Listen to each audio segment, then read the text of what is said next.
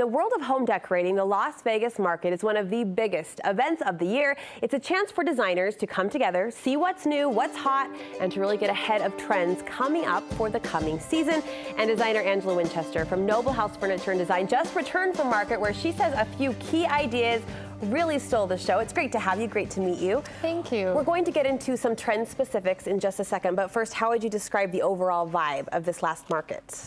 Oh, I think it was so great. You know, people always ask us what the new trends are, what's going on at market, and I have to say this time there was nothing crazy and wild out there. It was just the kind of design that we love. We work with very classic, very clean, very transitional, warm looks, and it was all about bringing gorgeous natural elements into your home, reclaimed woods and greenery. The Pantone color of the year is actually called greenery. You saw a lot of green, I imagine. We saw a lot of green. It was really fun. What I love about that takeaway description is that it seems, and verify me here, it seems as if the average homeowner could make just a few simple updates to their home to consider it current and on trend. Absolutely. We love that. In fact, you've staged a before picture for us. A very typical living room that you might see here in a Utah home. Let's take a look at that.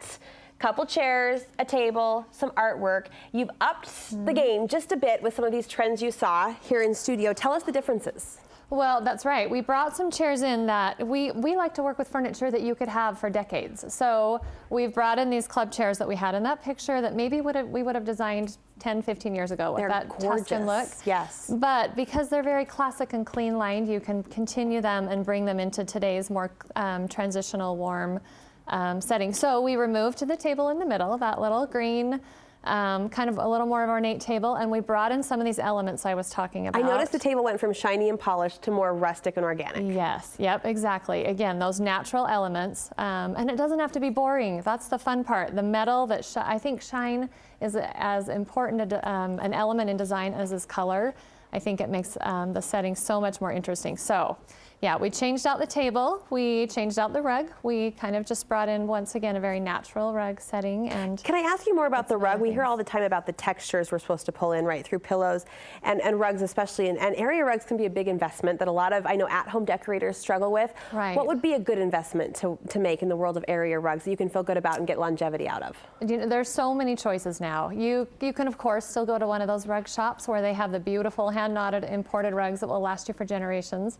But if you're not lucky enough to have been handed one of those down, or you don't want to spend thousands of dollars, there are, as we brought some examples today, these gorgeous textured rugs that you can use that bring warmth instantly to a setting. But also one of the trends we've noticed now is almost a reimagined heirloom rug that just really works in these transitional settings. And a lot of our vendors are using polypropylene instead of wool. It keeps the cost down. It makes it more cleanable. It's such a great. But still gives you that gritty, durable feel. And the style is gorgeous. It still looks very much like one of those heirloom rugs you would want. That texture trend is translating to throw pillows, which we love a good throw pillow on here, right? There's no better way to transform a space.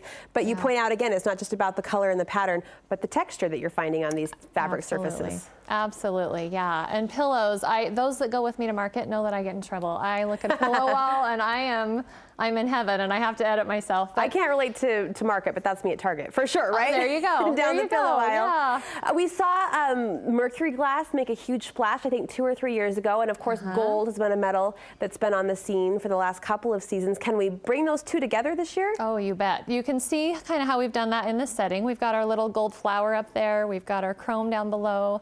And we've got the acrylic and the polished lamp vases, and all of that can be mixed together, and that actually makes your setting feel more current, more fresh, and a little bit more with it. How do you keep knickknacks and accessories from looking cheesy and looking cluttered on a space like this? I edit.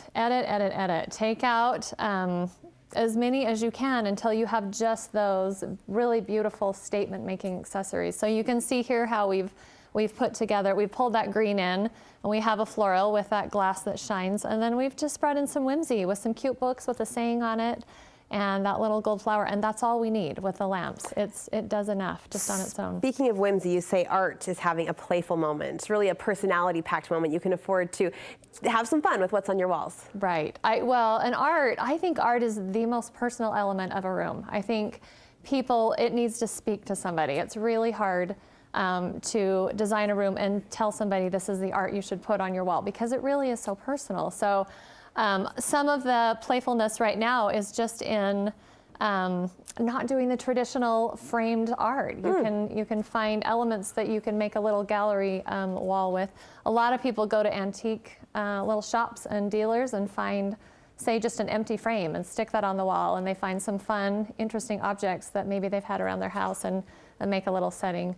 But then there are times when it's very appropriate to have a pop of color and a beautiful wood frame. So it really does depend on your whole design. But and while we're talking about walls, quickly, neutral colors. You say it's not about the big, bold, splashy paint tones this year. It's more about kind of calm, soothing, go with anything sort of shades. Yeah, it is. And it has been for a year or two. And it really, it kind of opens up your design to any color or any kind of a scheme that you want to use. I think the most important thing to remember about paint is you can see a color in your neighbor's house that you fall in love with, and it may not look the same in your house. Those paints that people love now, we call them greige. They're like the gray-beige combination. They all have undertones of blue or green or lavender, so and it's going to look different in your lighting. So, well, thank you for spotting those trends, bringing them back to us here in Utah. And I know you'll be working with your clients on incorporating those as well. If people want more of your design advice, you have an awesome class coming up in February. We do.